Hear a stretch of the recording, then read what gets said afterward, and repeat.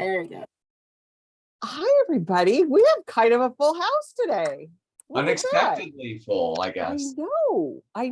Although I'm missing my friend Andrea, and when she comes back on, we have to talk to Andrea because I read her and she recommended it the last time she was on here, and I read her book Foster.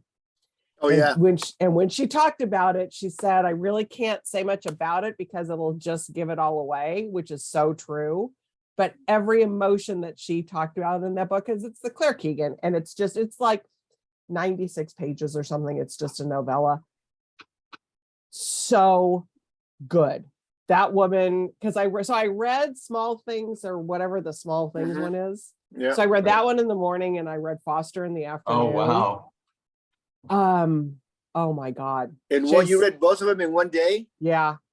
Oh man, now you don't have anything to wait on. I know. Impressed. I know. Well, once I read, because I felt I couldn't read Foster until I read Small Things. And so I was like, okay, got to read that one first, just to see what, because that one was up for the awards so bit. So I was just like, just to do a comparison. And then once I finished, I was like, oh my God, I have to read Foster now. It was just, oh my God, so good. She is an amazing writer. In 100 pages, And that's the whole thing. I mean, she just and you left it, because sometimes with short stories or novellas or whatever, you feel like you got to get more, you want more. It's like, there's something that I just closed both of those and went, perfect. Oh my God. When the ending in Small Things, it's just like perfect. Did you read Foster yet, Gabe? No. Oh, wait, you got a treat. I got it. Foster, Kick the Latch, and Treacle. Yeah, and look what sorry guys, I'm on this roll today. I'm just like, well, we're waiting for people to join us, so I'll just like babble for a minute. Look what Mallory had on her desk. Woo, woo, woo. Got there. So Mallory had it. So I was like, so I put out this all call, because when I obsess about a book, I have to have it. So I put an all call out to the office, and I was like, anybody got this? So anywho, that's not coming out till February March or something. February. So anyways, okay. Lots of good books, it looks like today. And then Tom, afterwards, I want to talk to you, because we forgot last time. I got to talk to you about Celeste Ding. And I got to talk to you about how she's like. I got to hear more. No, about when you saw her in LA. Oh, yeah. Texting you about, so I want to talk to you about that. But that's just a personal thing. Okay. All right, it's going to go Shannon, Gabe, Tom, Amanda. So Shannon, take us away. Okay. Hi, everyone. It's been so long since I've seen you. We're so happy you're back. I'm so happy to be here. Okay, first up, I'm sorry, I don't have copies. I hope you can see this, if this is all right. So this is Gilded Mountain. It's Kate Manning. It's Kate's sophomore novel. If you are looking for like a big historical novel to sort of sweep you away for a few days, this is it. It's set in 1906, 1907, Moonstone, Colorado, in a mining town. It's marble. They're mining marble. A French-Canadian family. The heroine is a teenage girl named Sylvie. Her dad has been already in town and mining, and her mother and younger siblings have made the trek across the country to join him, and they have all sorts of expectations. And they get there, and I mean, he is like living in a shanty, clinging to the side of the mountain. It's like a spring snowstorm, and life is hard. But she's plucky and determined and fascinating, and the town, and there's lots of like social issues. The miners are striking. She starts to work for the woman newspaper reporter. She falls in love with a young man who is of means and in a different class than her. So it's got all these like social justice issues that we still can relate to. But it's just so good, and I was swept away. And it is a big book that I just felt like I just kept turning the pages until it was in. The sense of place and setting was really well done. So that's Gilded Mountain by Kate Manning, and it was a November Indie Next pick. Okay, I thought it was. Yeah. I thought it was on the Indie Next list. So awesome. Is it out tomorrow, or was it already out? Is it out? I think it came out November 1st. Okay. 2nd, the first week of November. So just in stores. Perfect. Okay, yeah, that'll be one of those good ones to just hang around for the holiday, Thursday, Thanksgiving. Okay, Gabe.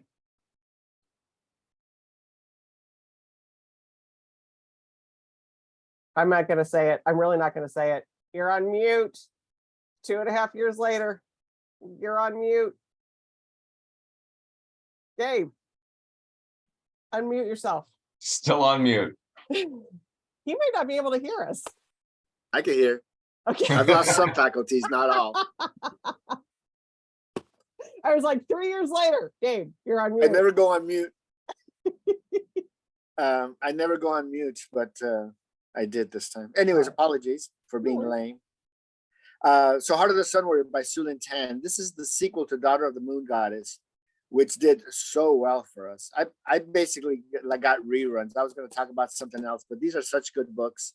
We got amazing packages on the two books. So this novel concludes the story of Jing Ying, and who's the daughter of Chang, and her father, who's semi-goddess, and her mortal archer father, Hui, as she battles the new threat to the kingdom and new personal threats to herself. So this is a young woman protagonist who has got the weight of the kingdom on her shoulders and is just kicking ass and fixing things for everybody. So real powerful female protagonist, set in this fantastical world of the moon and this out here. And it is fast-paced adventure, but there's a lot of, it's based on the story is based on Chinese mythology. So that's the driver of this series. And Sulin Tan does a real good job of telling the stories, staying true to their original sense culturally, and applying them to today's issues. So these are issues that are confronting women, young women. There's a new danger. What's it going to be? It could be anything. It could be, you could be living in today's world. So she's basically a fighter and an activist, and wronging the ills of the world that is around her. So just a really strong, fun, and surprisingly deep. There's surprising depth to these books with the mythology aspect, and then so the real trials and tribulations of real people. In this case, the fantastical characters, but really well done. And the best thing about these books is that the fantasy readers have loved them. Young adult readers have come to them, and it is a book I think that people who don't necessarily read fantasy have come to. So they're really accessible for that one too. So just good, solid adventure, good storytelling. And you're right, that package is incredible. You gotta pick them up. That is a great cover. So really good. So Kim's asking us, I think Drawn and Quarterly, is that gay? Is that Drawn and Quarterly is Wade, isn't it? Is it, or is it Macmillan? Oh, maybe it's Macmillan. I don't know. Yeah, so Kim on here is asking if any of us have read, Amanda says she loves Tom Gauld. Again, I'm assuming I'm saying his name correctly. Revenge of the Librarians. So I don't think anybody here has probably read it, but Amanda in the background loves him. So there you go, Kim. All right. Yeah, FSG. It's FSG. Okay. All right. I was getting that, I think, mixed up with the one that that's on Wade's list. Anyways. Okay. I mean, they have so many publishers over there, so many clients. Everybody does these days. I can't keep it straight. It's one of my nemesis, because I have a lot of authors that come at me or that are like, oh, I'm with such and such a publisher, and I'm like, I'm sorry, we don't, and then it's like, oh, but we're a client of so and so. I'm like, didn't know Yeah, it's that. been like 25 years of that. You just never know where anybody is anymore. I know. Who got bought? Who got so moved? Yeah, it's kind of nuts. Who's distributing who? Yeah. Who's distributing who? It's absolutely just a shell game that's going on. So it's like whatever. Don't Literally. say shell game. I'm Don't. not comfortable with that. Neither am I. Neither am I. The truth hurts a little bit, doesn't it, guys? It eludes her. It just hurts a little bit. Anywho, on to other things. So Tom Benton, what would you like to talk about today? Oh, I was thinking, I think I wasn't realizing I was next. I thought I was the last one in, but no, Right? Amanda. Nope, Yep. she gotcha. She gotcha. Okay.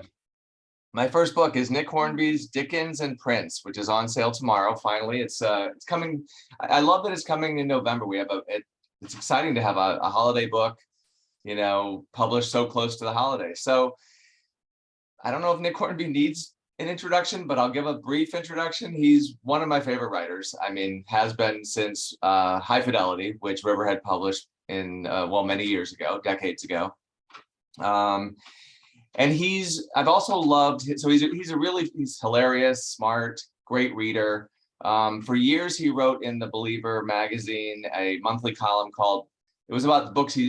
I forget the name of the column, but it was at the top of each column would be books I've read books I've bought this month and books I've read this month. And they were completely different lists because we all have books that we intend to read, but then the books we actually end up reading, it's a different list. So it was Right. very much like, and then he would write about all of that, the stuff he read that month or didn't read and why. And he's just super smart about books and music. So and only he would put together Dickens and Prince. I mean, that's the kind of mind he has. So it's super smart. It's very funny.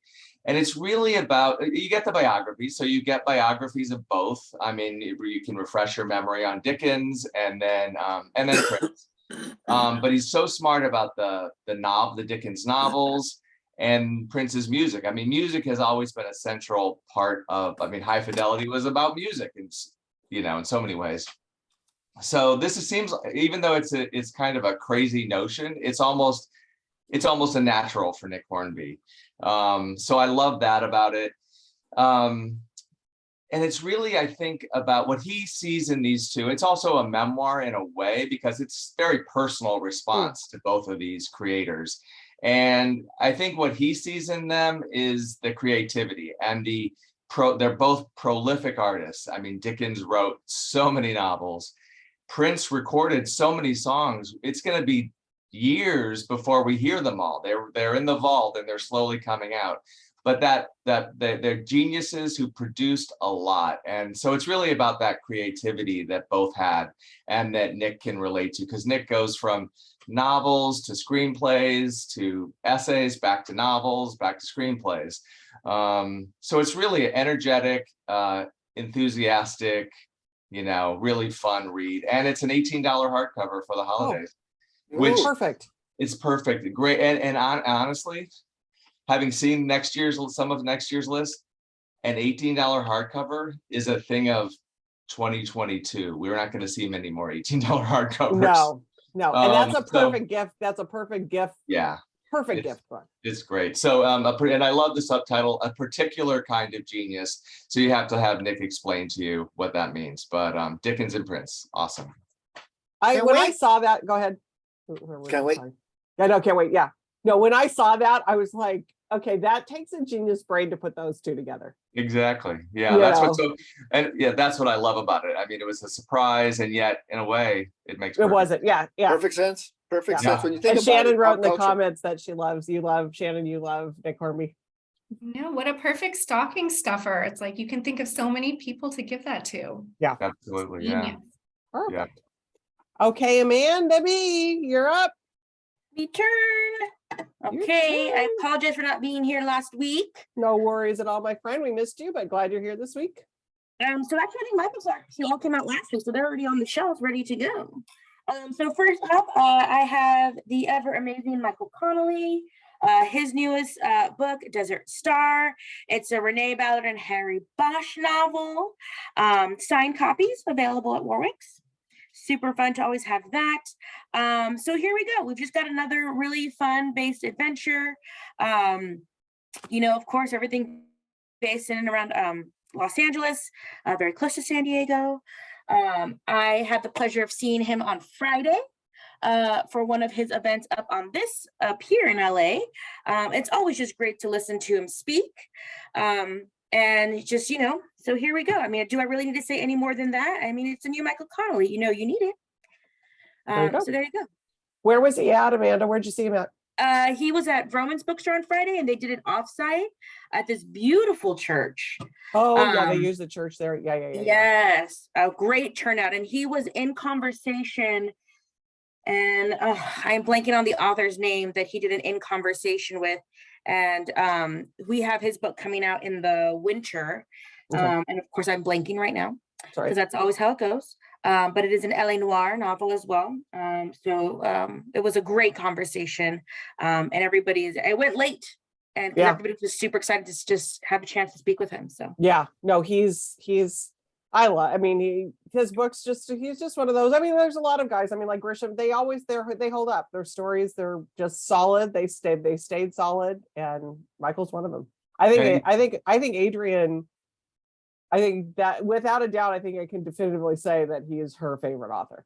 I sent her a copy already. So Yeah. I'm Yeah. sure. I mean, it's just like that is one thing that she absolutely loves, everything Michael Connelly. And even though he's now doing 2 a year or 3 a year or something, right? But he's managed to keep them fresh by introducing new characters and keeping Because himself. Bosch, how old is interested, it? Should Bosch be about 80 or 90 about I now? think. probably. And he's got the 2 shows right now too. I mean, I watched Yeah. The Lincoln Lawyer, and I love the adaptation that they did Yeah. for the Netflix Lincoln Right. Lawyer. Super excited for the next one to come out already, or the next Oh, season oh, to good. come. So I think that's that's also keeping Michael fresh in everybody's mind too. So Oh, Jordan right. Harper. that's who it is. Jordan Harper did a book with us, actually. Yeah, you're right. Remember, we were just talking about this the Well, other day I- when we were chatting. I feel like I've been hearing like nothing but great things. Jordan Harper wasn't in my consciousness, but suddenly all I'm hearing about is Yes. how great he is. Yes, that's he's got a book coming out with us in the winter. Everybody Knows on January 10th, and it was selected. So I'll be Oh. thinking about that one. Okay, Uh, so that's the one. Okay, so Kim, who I've been trying to get back on here, Kim, if you're watching, we want you to come back on. She gave me that. She was like, "You've got to read this." Everybody Knows. She goes, "It is spot on." Yep. Spot on. This was it was one of our quiet books, and then all of a sudden it was like boom, Yeah. everybody's talking about this book, and so he did the in conversation Got it. with Michael on Friday. So a great conversation. So Cool. Yeah, we All right. really, really loved. She Writes Shotgun was really one of those books that you read and you were blown away how good it was. And Love and Other Wounds was the other book he did with us. That was also really good. Setting, and they're hardcore, like Breaking Bad, Reservoir Dog status, Oh, okay. like Ooh. that. Bad. Okay, I might have to put down Beauty and the Beast and go. Find your Jordan Harper gal. Might have to go find my Jordan Harper. I Or don't some know. Jordan let me know Bryant. if you need one. I No, I got a couple Jordan left Harper in the backlist. storage shed. Yeah, it's good. Yay. Ooh, can't wait.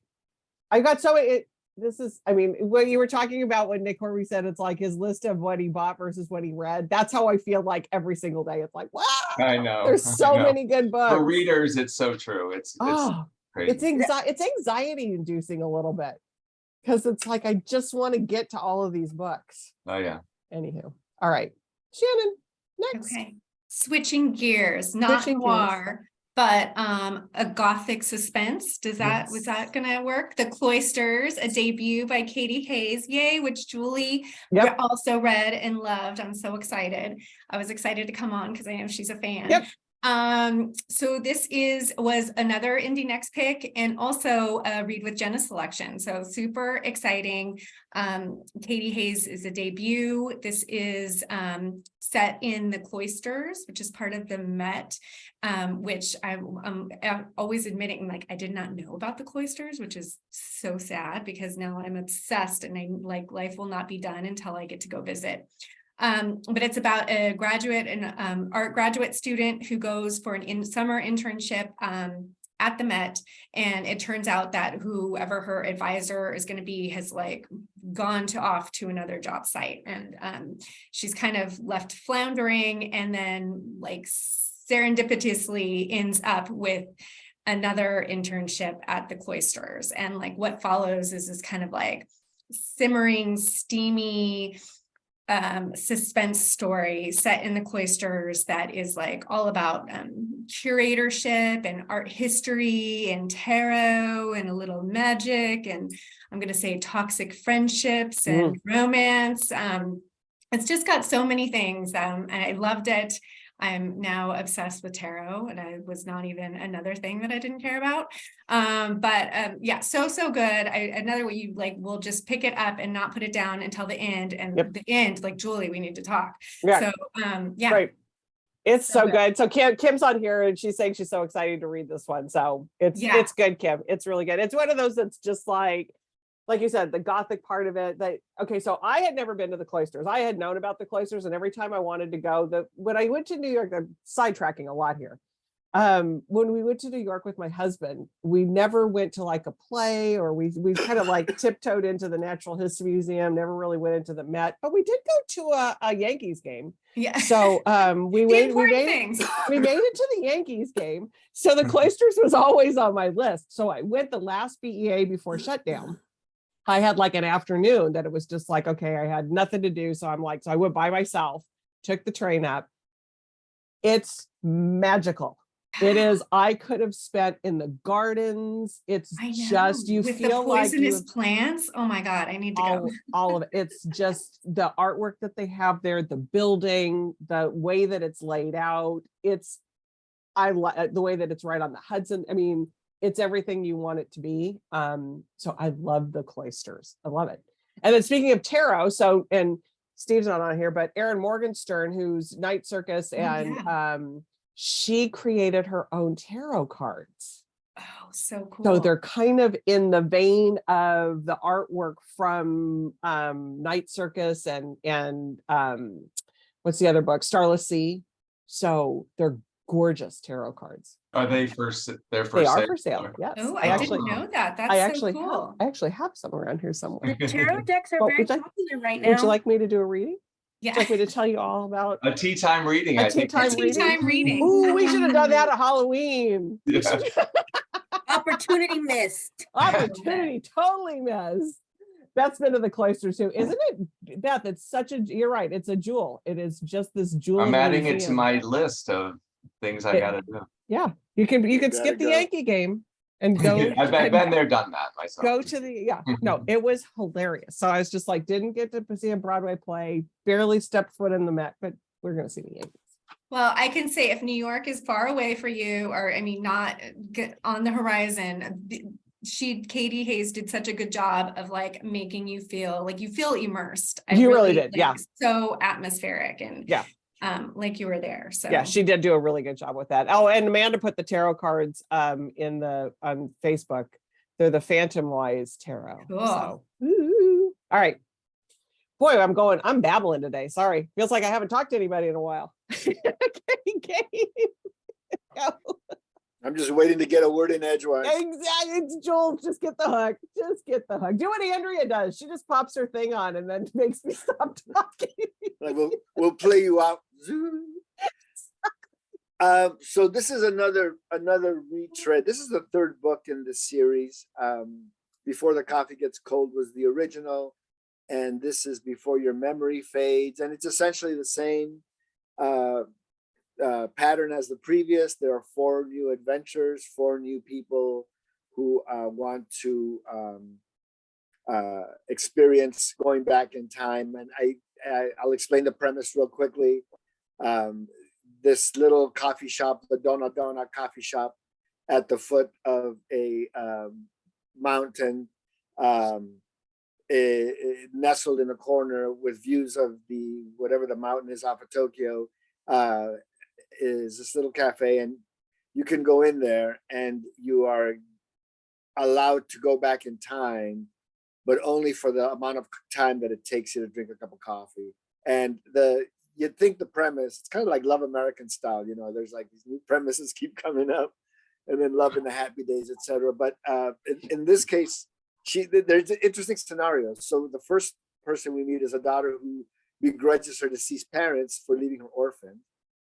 So she's going to go back. A comedian who waits for his beloved and their shared dreams. A younger sister whose grief has become all-consuming, and a young man who realizes his love for his childhood friend is too late. So all these people have something that they want to reabsorb for a couple of minutes, whatever it takes to drink a cup of coffee. So they're really well told. They're really, as I said, they're the same formula, but he manages to find these entryways into these kind of complicated. I like the idea of this woman who's orphaned and going back to the parent time. So he creates these little scenarios that are kind of interesting in and of themselves. So they don't, the stories don't ever feel kind of old or like a retread. So comes out tomorrow. All of my books come out tomorrow. Similar packaging, $19.99 for hardback. Not a bad deal, as Tom was saying, and it's a great time for a book like this at the holidays because you know what you're getting. Not particularly big, good stocking stuffer, and really you can share this with like anybody, young, old, men, women.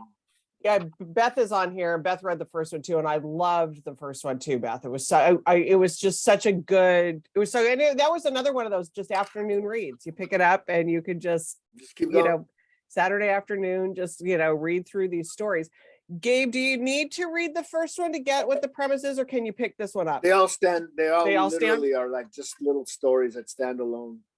Yeah, because the premise is so good, and they really are. They're done so well. Love the first one, so I can't wait for this one. And I love Beth's comment about the tarot cards. I see books in your future. A good one, Beth. And that, Gabe, I love the premise, but today was worth it for a Love American Style reference. It was, you had me with Love American Style. For those who remember. I was trying to put it in like the vignette thing, but then I'm going. Yeah, classic. Love. Yeah, right. Oh yeah, we're ready for the fireworks. Yes. Fireworks. Oh my God. I'm about to bring this way down. We're old. Yeah, Okay. there's that too. Yeah. But okay. Right, Tom. I'm gonna change the mood just a little bit. I'm gonna talk about Hitler and Oh, there you go. Love it. Mussolini What a segue. and Tito. What a segue. All right. Ian Kershaw's Personality and Power, coming out, I think it's tomorrow, and perfect for certain people in your life who are history buffs. He is one of the world's great historian, a British historian, and really has written the definitive biography of Hitler. But this is a little bit different. This is taking the character, for someone who studied history, studied these figures, he's now writing almost like essays about each one and how their personality and character conspired with the opportunities they were given to, in most cases, devastating effects. So we've got Lenin, Stalin, Hitler, Mussolini, Tito, Franco, Churchill, de Gaulle, and then for a little bit of a change, Gorbachev, Thatcher, and Helmut Kohl in Germany. But it's fascinating to see this historian take his skills to kind of a new place and more interpreting history as opposed to just reporting history. And people, I think, are fascinated by power. It's about power and how it is wielded, and how the things we can look for in our leaders that from the past, these traits that those leaders have that we might want to avoid in the future. So incredible early reviews. Kirk has said, through sharp profiles of key figures, Kershaw provides an important framework for understanding power and how it is used. So I don't have the book, but it's a big book, and out for the holidays for that, whoever loves history in your life. Personality and Power, Builders and Destroyers of Modern Europe. You mentioned Tito in there. I don't think people realize how bad he was. Yeah, no, it's true. Because everybody talks about Mussolini, and they talk about, some of the secondary characters. And Franco too. Franco. Yeah, I mean, so it's sort of divided that way. You've got the, Lenin, it's Lenin, and then Stalin, Hitler, Mussolini. Right. But then these lesser, but just as terrible. Just as terrible. And you gotta put Maggie Thatcher over there, apparently. What's But just as those guys were, because I have ancestry under both Tito and under Franco, and they were bad dudes. Yes. I mean, there was, So it's that I'm not really his, but I might have to pick that one up. Yeah, it's Mhm. it's Yeah. pretty interesting approach to, that last century of history. Yeah. We got our own bad dudes now. Oh, yeah. God. Anywho, thanks for bringing us down, Tom. No. I'm sorry. Back to Gabe, can you sing the Love Gabe, American style? Love American Sorry, Tom. No, that's going to be that's going to be a good gift history book though for the fall, for the holiday season. Absolutely. And No there's always, question. there are always There's- books like that we need, so. For the, yeah, and we need to know that stuff. And we need to know sometimes about these secondary guys who like you think are just, but it's just like, Yeah. oh, they're, Yeah. yeah. All right. Amanda, what do you got for us? Okay. I'll bring us back up. Here we go. There we go. Ooh. Cake. We all love Ooh. cake. Give me cake.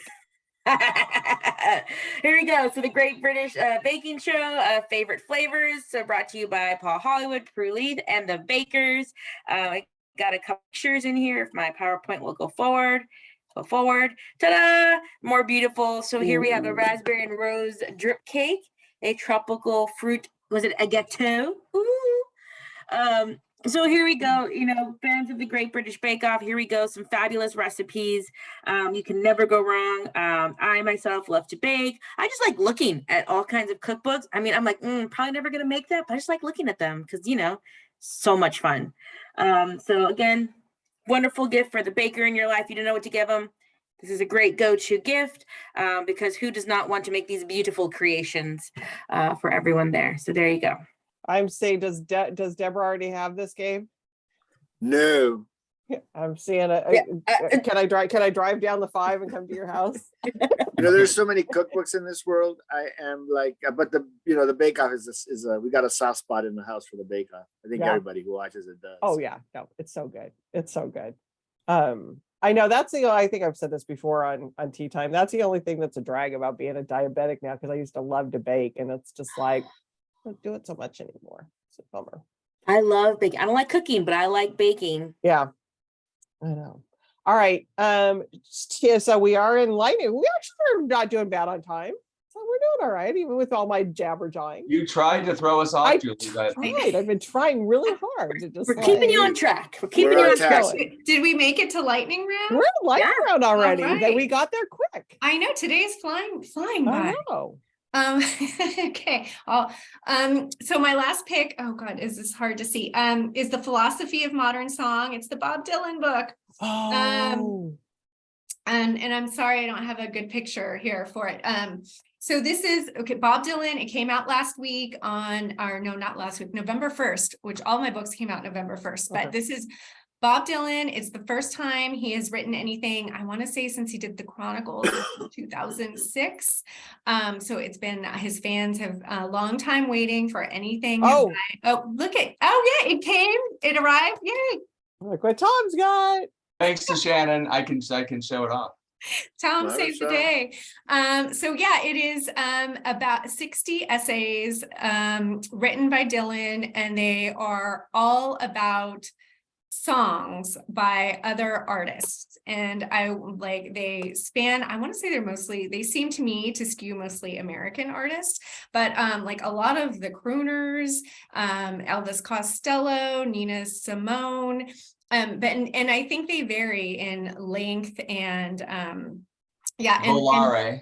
and great photos, photos, a lot of never been seen before, all hand selected by Bob. So it's $45. It's our big gift book for the holidays. I think I can think of a lot of people to give it to. Regardless of if you're a Dylan fan or not, I just think if you are a music fan, then it is a gift for you too. But yeah, a lot of people on my list that I can think would love it. So just out, hot off the presses, $45, Philosophy of Modern Look Song. at Yeah, Tom, you are a good Vanna. you are the today, best man. You are a Vanna. good Thank you. Vanna. I'm so It is- appreciative of having this book. I love it. Yeah, no, I think it's such a good book for the holidays. It's a really, really good, because that's another just like no brainer for a gift. There's no, and Shannon, while you're still on though, I'm going to share the one book that is an honorable mention of one that, let's see if I can get this. The Matthew Quick. Yay. We Are the Light. This is Shannon's book too. He wrote Silver Linings Playbook is what he's most known for. This book is so good. I love the way he writes. He takes a story. I'm gonna screw up what the story is, but it's one of those where just trust me and pick up where It's epistolary. It's written completely in letters, right? yes. Yep. And And- it is, oh God, it's just so good. And the characters, the different characters that are in it, it starts off with a tragedy that you think, I don't want to read about this, but the way he tells the story, it is just so full of love and hope, and it's really good. It's a really good book. So had to mention And that. the number one indie next pick for November. Was it number one? Yeah, Oh, I didn't know very that. exciting. There you go. All right. Okay, And that's, Gabe. and that's, I was gonna say, that's really the best description of a book. It's a really good book. You just gotta read it. Just I read love it. That's Just what we all read it. need. It's That like, really good book. just read this book. You're gonna, you're just gonna love it. Just trust me. I'm such Just a good do it. salesperson on that, right? Just do it. Okay, see, Gabe's just playing me off. Next. Oh, thank you, Gabe. Get your fix. Get Oh, your great. fix. How to Survive Everything by Ewan Morrison, long listed for the 2021 McIlvany Prize for Scottish Crime Book of the Year, shortlisted for the 2021 Bookmark Book of the Year. So that doesn't mean anything to you all here, but the Scots are putting out, like the Irish. There's a lot of really good Irish fiction out there, a lot of good Irish writing going on right now, a lot of it being published, some really good stuff. And there's a lot of good Scottish fiction and good Scottish crime novels they're some of the best I've been reading lately. They're really hardcore. The Glaswegians compared to the countryside things. But there's a lot of good stuff coming out of Scotland. And this book is from our Perennial imprint, which is our paperback original imprint. It's our more literary paperback original imprint. All publishers have various forms of identifying books. And when something slides into Perennial, it usually deserves a second look or a good look. And Stars of Tomorrow are born in places. Tessa Hadley was originally a paperback original author in Perennial, a number of authors. So How to Survive Everything is a end of times novel. We have a little girl who is 12-year-old little girl who is kidnapped by her father because the end times are coming. And through it all, they go through a bunch of stuff, and through it all, you are along for the ride, and you're in the head of the narrator, and you're in the back of your head, you're like, is this really the end times, or is my dad just lost his mind? So and so there was a certain element of Umberto Eco in this narrative of like, with Umberto Eco and what is real is, the book about the liars, the book about the truth, it's a book about storytellers, and it's a book about a giant lie and Foucault's pendulum, where there's all this drama and these characters create all these conspiracy theories, and we hear all these little things, and then you get to the end of it and it's all inside people's heads. And I love books like that because the narrator is as reliable as she can be, but she's not a reliable narrator because she has no idea what the hell's really going on. So it's a really great little twist. It's funny. So it's, I think I thought Irvine Welsh a little bit when I read this. Not as often, as wild and free verse as Irvine does, but a really well structured novel, a really well written novel that will crack you up and is really smart. And it's just the kind of book that you want to read. It's a great stocking stuffer. It's a great book to take off on a weekend. It's a good book for a plane. It's a good bedtime book. Buy it now. You could read it in the summer. It's a good summer read. Just a twist on the dystopic novel on the end times, and really cleverly done by a really great voice. I am going to track down Ewan Morrison and see what else he's written, because that's I'm hooked. I'm hooked on some really good stuff. So Good. I'm excited. That one looks present. really good. That one does. Every look once in a really while, we do a really great. We did my last favorite was How to Kidnap the Rich, which was very smart and Okay. laugh out loud. I was like the whole first chapter. I'm like spitting up. I love it. Okay, Shannon, everybody's on the Facebook thread asking if there's an official playlist for the Dylan book. Amanda found one on Spotify, but she doesn't think it's an official one. An official, I know the table of contents, I don't know if there's an official one. I haven't seen. Okay. But there was, you can hear, there's a bunch of famous actors reading some of the essays. Oh, Yeah. okay. I'll see if I can find the link and send it to Amanda. Okay. Yeah. No, that Which was sounded kind of fascinating. yeah, but she found something on she did find a Spotify something. So there I might feel be like somebody must have done one put something already. together for it. Yeah.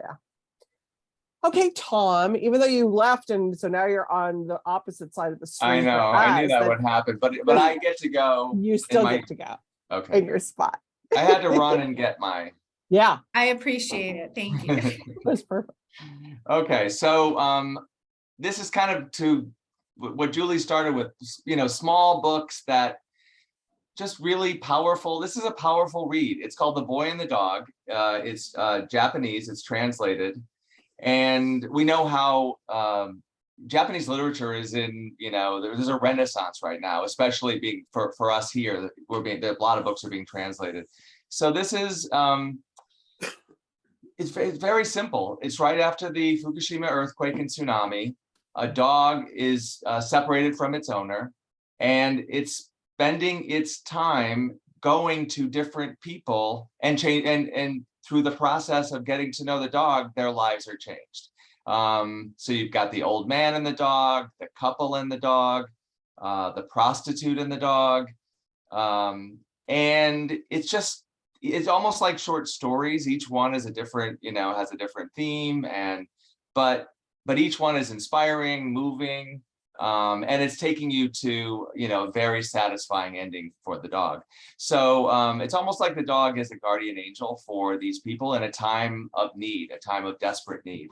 It won the Naoki Prize, which is one of it's awarded every year for best popular fiction in Japan. It's sold 250,000 copies there, which is a ton of copies in Japan. So it reminds me of a few years ago, we did the Traveling Cat Chronicles, which was another little book for the holidays that was a big hit. So this is The Boy and the Dog, out tomorrow as well, and would be a great holiday gift. I think we could have a whole display on Japanese translated literature. I know, isn't it true? Lot of stuff out there. Exciting. Because Gabe's books, and then you've also got the ones Tokyo, I can't think of the Tokyo Ueno Station. right. And then Yeah. there was another one, Tom, that you had. Bullet Trains out there. Right. Yeah.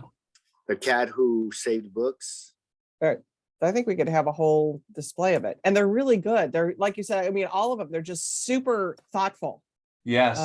Well, and and- I've to Tokyo Ueno Station, which was a slim book, really incredible. We have her next book on the summer list next Oh. year, but it's interesting. I mean, I knew nothing about her work, but it's a big novel. Really? Yes. Because Yes. it went from this like little, I know. So I expected all of the books to be that, format and size. she but had a no, little this bit is more to say, I take it. A lot more. Okay, I love it. All right, Amanda, bring it home. All right, and as per usual, I'm wrapping myself up with a kids book. So we have Terry's Crew by Terry Crews. Woo! I don't want to say that 3 times fast because I will butcher it, I'm sure. Yep. It is a wonderful middle grade graphic novel here about a young boy.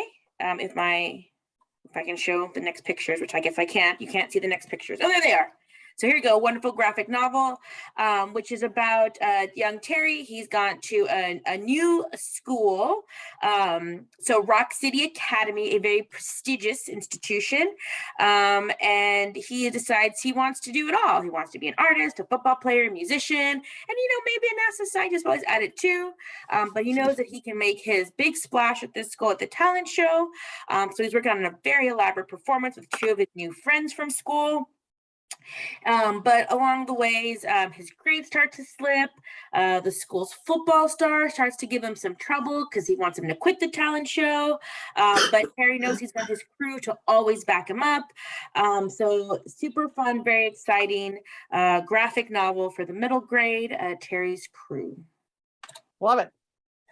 Great way to end it up there. And Amanda put in on the chat, Tom, Yuri, I screw up her name. The End of August, I guess, is the name of her book. Oh, yeah. So that's a good kids book to end on. So okay, everybody. We don't really have much going in the virtual world as far as virtual events between now and the end of the year. We got some great here in San Diego, which I was going to bring up for you, Amanda, the Andrew Morton. We're going to be hosting Andrew on November 29th here in San Diego. And I just started watching the new season of The Crown, and he plays a really big role in it. Oh, of course he does, right? Yes, he does. And so it's like, I can't wait for his live event, because it's like, I wonder if he's going to take live questions or if we're going to have to do the pre ones. Only time I know he's got a lot of secrets there. He's got, of course it's just a show, but it's based in some fact, I'm sure. And he's the authority on them at this point, really. He But really has the most detail. You gotta wonder if it wasn't for him, how things might have unfolded if that book didn't come out. Right. That was, yeah. It's a little interesting. I think the paparazzi she was such a popular figure. I think that but he made her sympathetic. He pulled back a layer though because the royal family pretty much kept, it was close, they had a pretty good circle the wagons kind of mentality. But those days are over, man. They still try. They still try.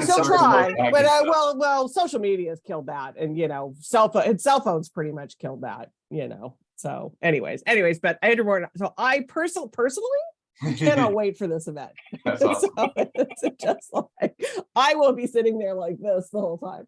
You have to report back to Tea Time. I will. What you learned, what tidbits. What did we learn that wasn't in the book? It was scandalous. We're gonna reveal all. One tidbit that nobody knows about. I know. I want one of those. All right, everybody. Great recommendations this week. Lots of good reading everybody can do. Get those holiday gifts bought. Time for gift buying. So, anyways, all right, everybody. See you all next week. Thanks. And we will be here, even though it's Thanksgiving week. I'll be here.